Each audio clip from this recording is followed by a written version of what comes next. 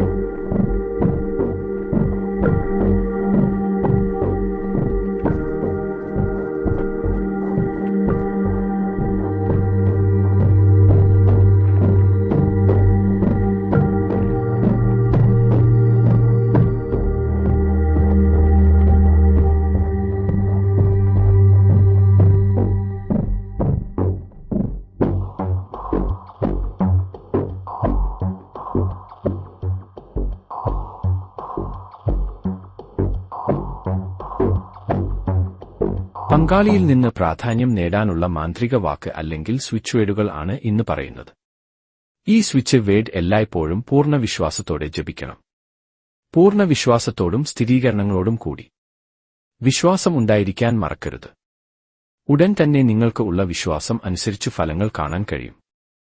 നിങ്ങളുടെ പങ്കാളി നിങ്ങളിലേക്ക് വരുന്നു അല്ലെങ്കിൽ മടങ്ങിവരുന്നു.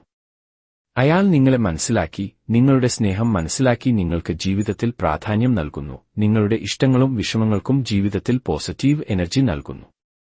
നിങ്ങൾ പങ്കാളിയിൽ നിന്ന് ആഗ്രഹിക്കുന്ന കാര്യങ്ങൾ ഇതുപോലെ പോസിറ്റീവ് ആയി മാത്രം ചിന്തിച്ചുകൊണ്ട് ഈ സ്വിച്ച് വേർഡ് ആവർത്തിച്ച് 108 തവണ 21 ദിവസം ജപിക്കുക.